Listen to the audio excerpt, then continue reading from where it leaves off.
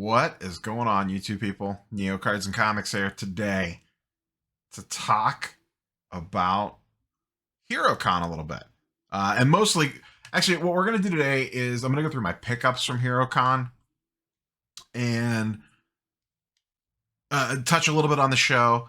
And then I kind of want to do a little card show versus Comic Con chat video. But I think I'll do that later in the week.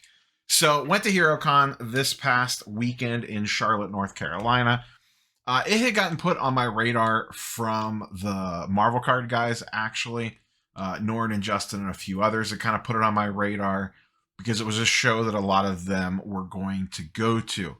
Did a little research on it, found out it's one of the most well-respected Comic Cons on the East Coast. It's located in Charlotte, the convention center. And it happened to just work out really well. I have an amazing wife, and it was our wedding anniversary this past weekend.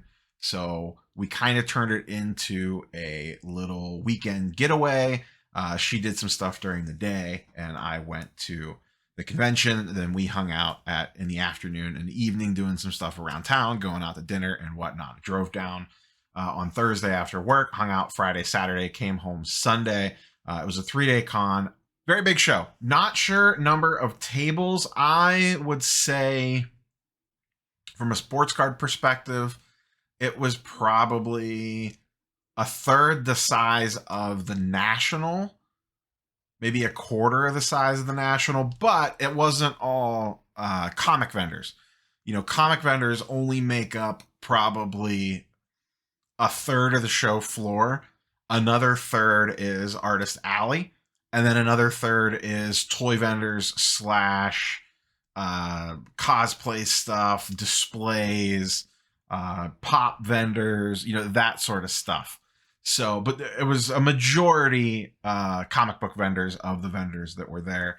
Tons of nice stuff, like really, really nice stuff. Sorry to make a little racket there. Tons and tons of nice stuff. Saw amazing things, amazing fantasies, X-Men 1, everything you could possibly think of was there. I had a list of books that I wanted to go after. I wasn't necessarily going to buy them all, but there was just certain things that I had my eyes out for, that I wanted to pay attention for, and if things came across at the right price, then I would make moves on them. Very much like a card show, and I'll save some of this stuff for that second video. Just like at a card show, some dealers were priced relatively appropriate. Some dealers were priced extremely high, some extremely high. Once again, I'm used to this from the sports card side of things. You know, I'm the books that I was interested in, I was fairly up to date on around what they were selling for. And there was also a few key things. You know, you walk the show floor and there's just things that you see a lot of, like ASM 50s. There was a lot of ASM 50s in the room. That book is way down. I could tell by what they had that for on the wall, if they had it priced, kind of where they were at in regards to the market. Same with like an X-Men 266, an X-Men 101, stuff like this. There's just certain books that I would see at lots of booths, and I could see the sticker price, and I'd be like, okay, they're like 10% above current comps. This table is relatively well priced, or they're, 30%, 40% in some cases above what recent stuff was selling for.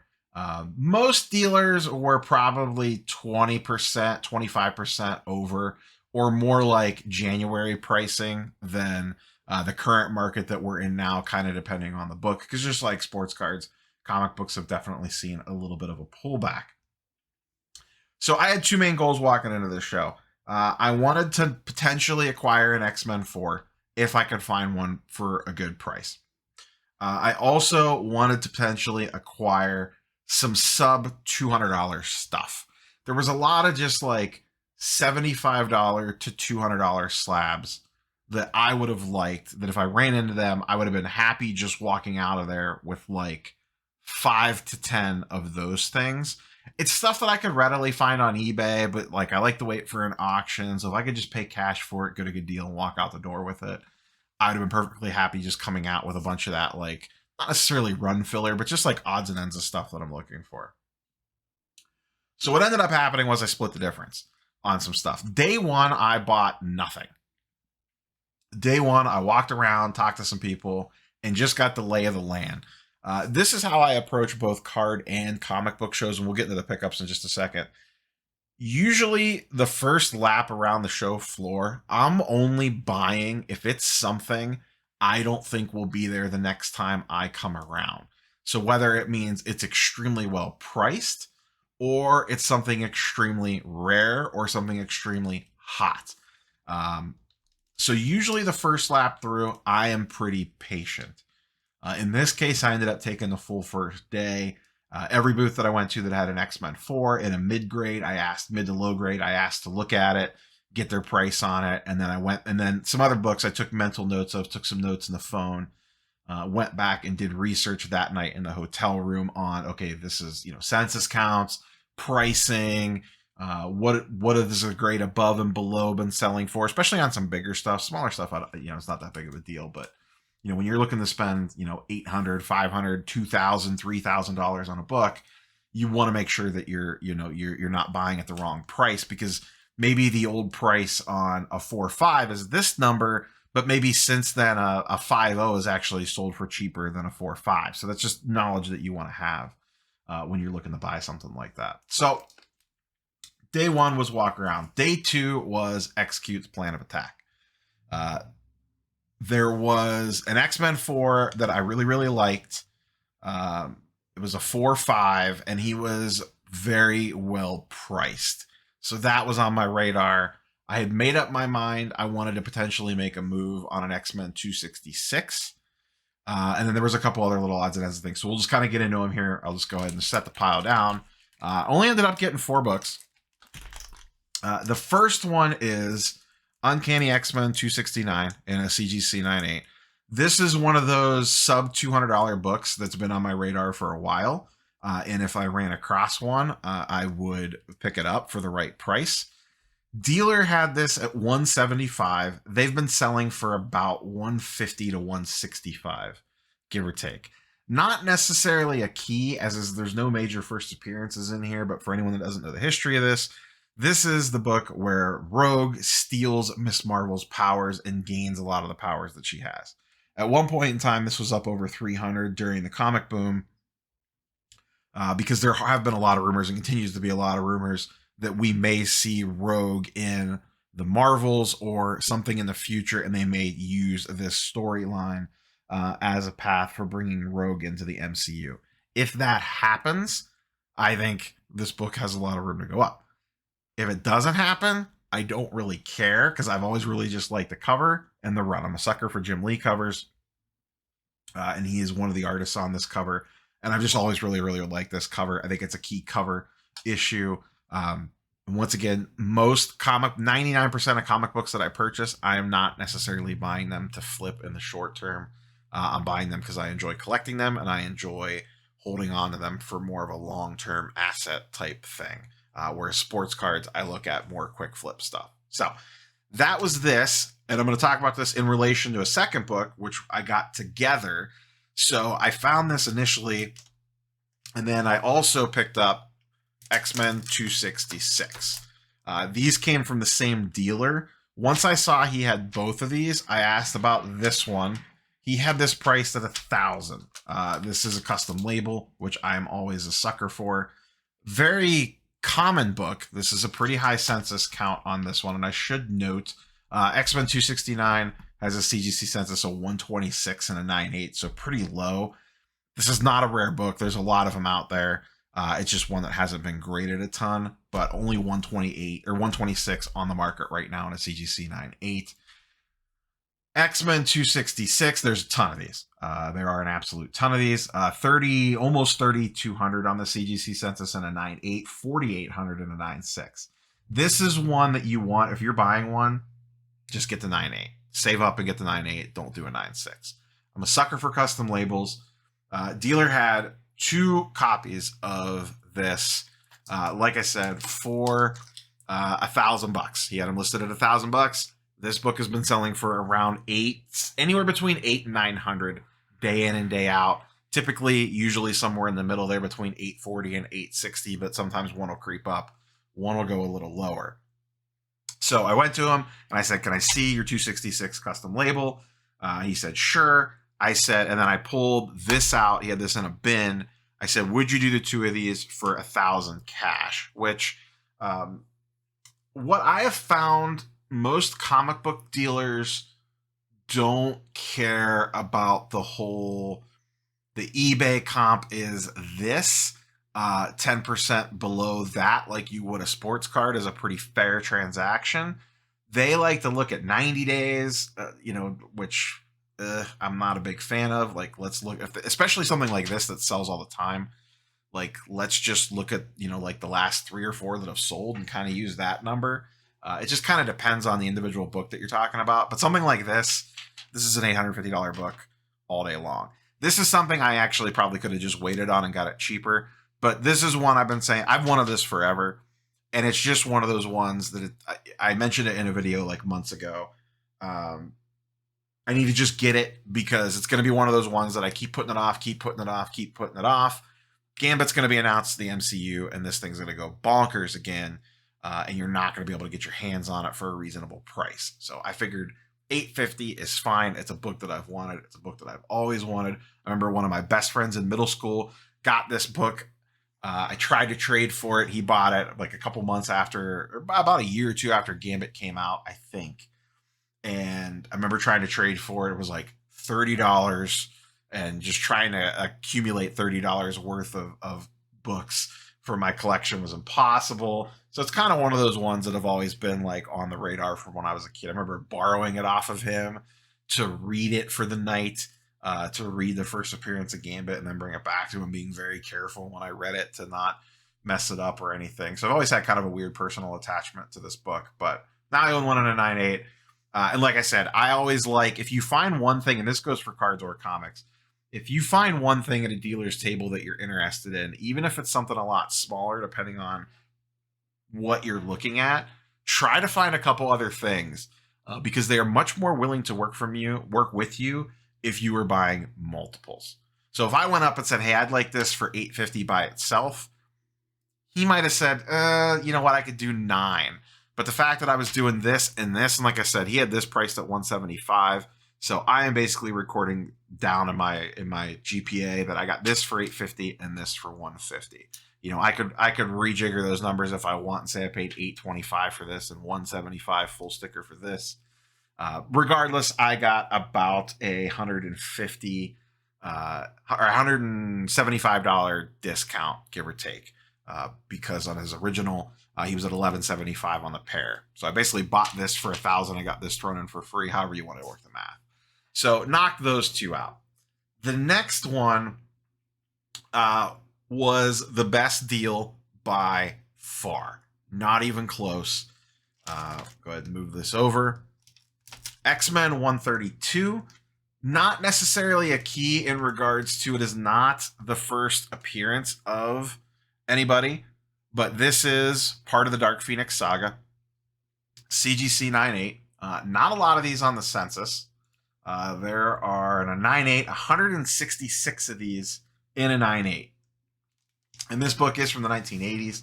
So I'm sure there's a lot of very nice copies out there. I would not be surprised if the census rose up on this, but it's not a book, like I said, it's not necessarily a true key. There's no first appearances in it. The only thing that makes it desirable is, one, it's a fantastic cover right off the get, but two, it is part of the Dark Phoenix saga, and I would like to put the entire Dark Phoenix saga together. It is something I've slowly been working on. I have 129. I have this one now. I have 133, which is the book, where Wolverine, the big solo book with Wolverine in it. So I have 3 of them knocked out so far, and it's a project that I've slowly been working on, putting it all together. I'd like to get them all on 9.8, but that's probably not going to happen. My 129 is a 9.6. That's a very expensive book at a 9.8. That's the first appearance of a billion different people. 130 is a little pricey. That's the first appearance of Dazzler. I was looking at those in a 9.6 at the convention, but couldn't close the deal on it.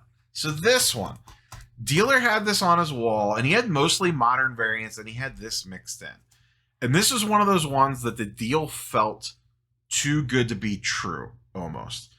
He had it labeled with a sticky note, And this was one I almost bought on Friday and held off because I wanted to go back and double check some stuff on it. And if I missed out on it, I missed out on it. He had it labeled at $300. All the recent sales on this, and they are fairly recent, there are recent ones from the month of June, have this as a $600 to $700 book.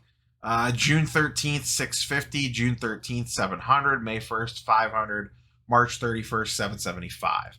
Like I said, there's only 166 of these in a 9.8, so they don't transact a ton.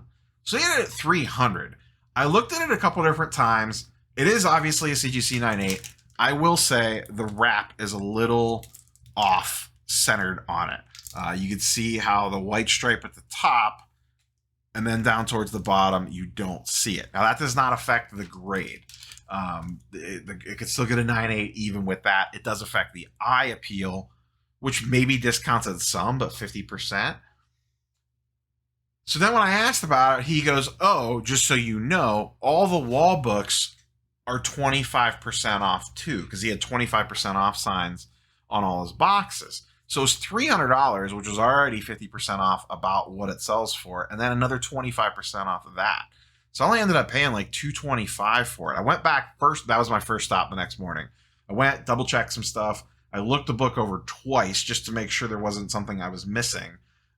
He said, a bunch of people have looked at this, but no one's actually bought it yet. He's like, you're like the third or fourth person to look at it. I said, well, I'm taking it. So I got this for $225. Absolutely steal of a deal for this book. By far and away, the best deal by far in regards to what I purchased. Super excited to knock this one off the list for the Dark Phoenix saga. Like I said, just something I am slowly putting together. I could have probably knocked a lot of them out. I would like as many as possible in a 9.8. I don't want to go below a 9.6 in anything. There was some other stuff there that I could have knocked out on this line, but it's not a priority project. So I don't want to dump a ton of money into it all at once. Maybe pick one up every few months, every 6 months. Eventually, I'll get it done. So that's that one. The last one, and the most expensive, and the main event, one that I've been talking about forever. After I got the 181 and the giant size X-Men one, this was the next big one on the list, and that is X-Men number 4.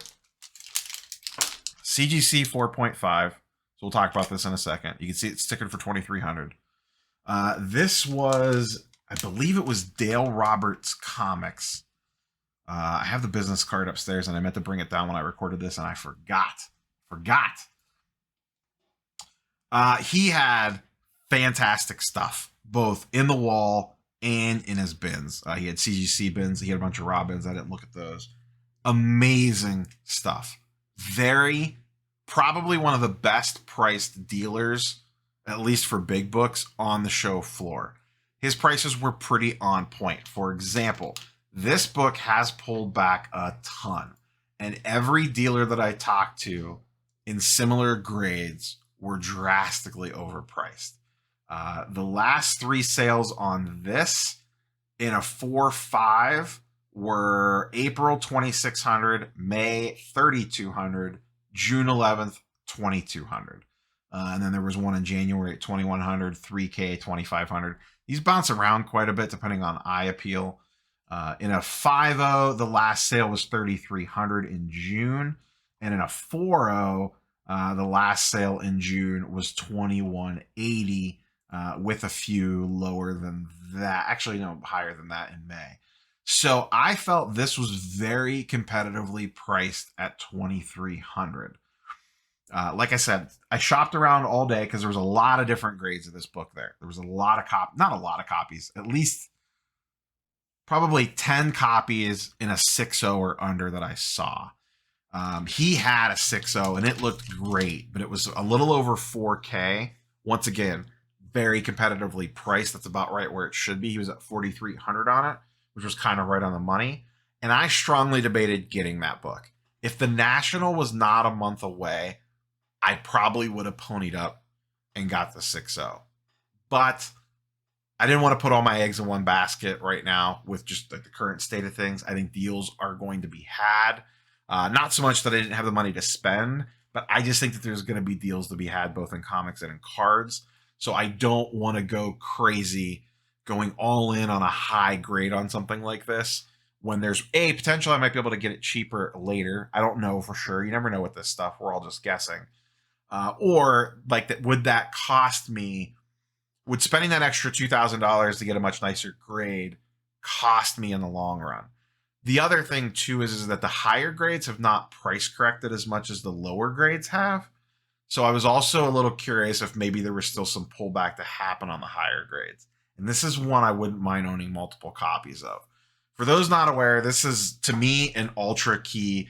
This might be the most important key X-Men wise after X-Men 1 and Giant Size X-Men 1, in my opinion. This is the first appearance of Quicksilver, the first appearance of Scarlet Witch, the first appearance of Toad, first appearance of Brotherhood of Evil Mutants, and the second appearance of Magneto, and an absolutely fantastic cover. I'd have to sit down and think of a list. I think this might be my third most important X-Men key if I had to rank them. X-Men 1, Giant Size X-Men 1. This, I guess if you would want to consider Hulk 181. And then after that, it gets a little murky. I don't know where I would go after that. I have to think about it. I'd have to put some real thought into that. But this is one I've been chasing forever. Steve and I have both talked about this book. Flipping Steve and I have talked about this book forever. So I offered $2K cash for this. I was hoping to get it for $2K. I didn't think I'd be able to get it done because it is a still pretty popular book, obviously with the Scarlet Witch aspect. And he was like, I can't do that, but I could do $2,200. And I said, that's fine. That's dead on what the last one sold for. It was the most competitively priced one in the room. I asked some other people on 4.5s. There was other 4.5s in the room that were in similar eye appeal condition to this and worse in some cases, and they were $3K plus on it. Now, it's a 4.5. There's obviously some issues on it. One, there is some color break creases here in the top right corner. There's a small chunk missing out of the top right corner. But the biggest reason I ended up getting, because I almost walked away on this. I didn't have to buy this. I would have had a perfectly fine convention without purchasing this. A bulk of the cover looks really good. The spine, for the most part, is in pretty good-ish shape.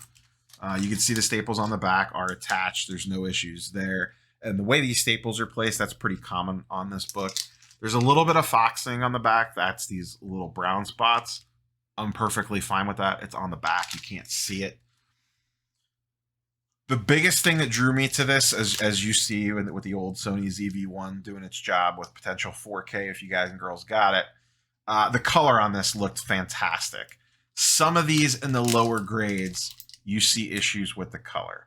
This does not have that. The color looks absolutely fantastic. The red, the yellow, that orange there looks great. Magneto looks amazing. This part of the cover, like from the X-Men logo down, like where the actual characters are, kind of where your eye gets drawn in, there's no color break there, or at least nothing significant.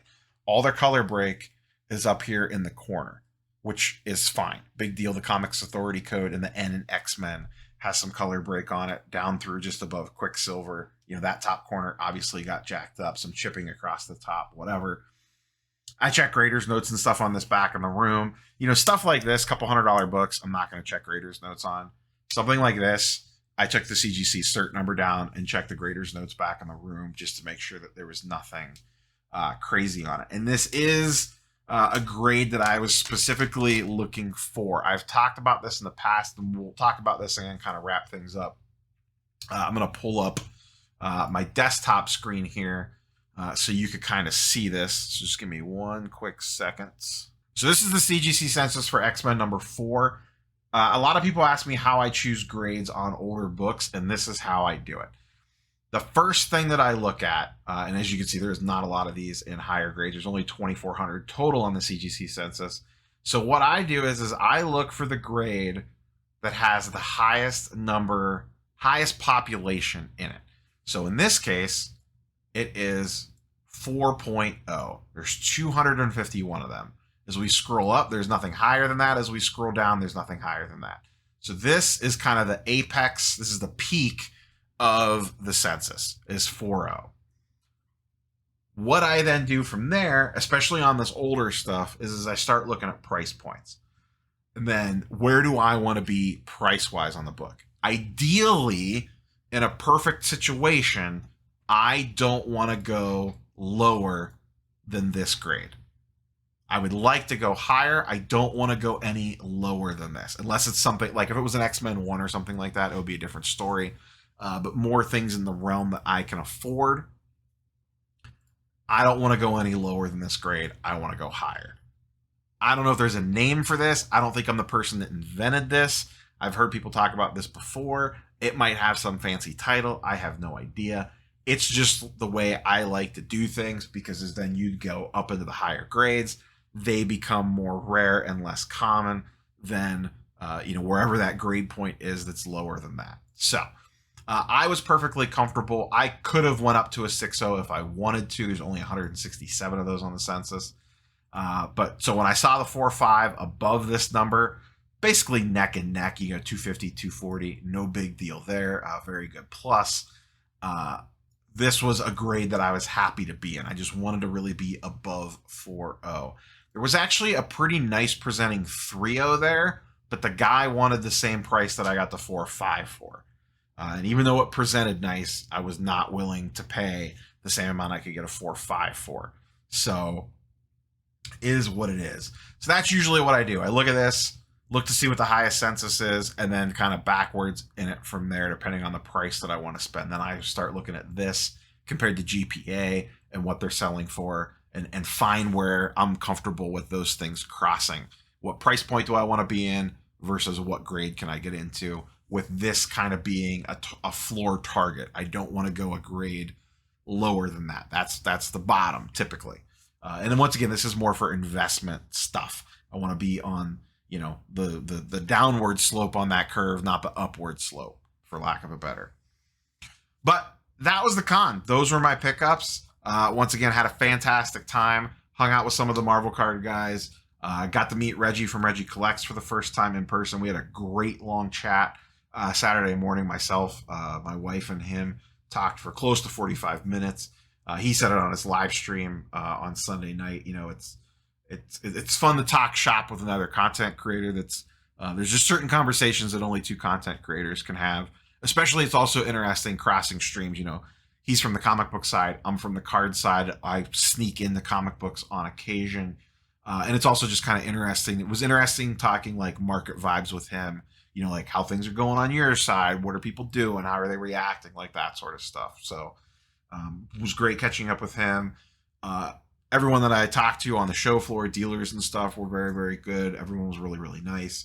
And like I said, the next video, maybe not the next video like as in tomorrow, but later this week, I want to kind of do a card show versus comic book show, Comic-Con, cross comparison of things that are similar, things that are different, and just some takeaways that I had. I have some takeaways from the Comic-Con that were just kind of resonated with me. So those are my pickups. Very X-Men heavy, obviously, but that's on brand for me. I love the X-Men. They're my favorite. So knocked a couple big ones off the list. The X-Men 4 is a massive one to knock off the list. I have an idea for what my next big book is going to be. And then getting the X-Men 266 off the list, that's one that's been on there forever.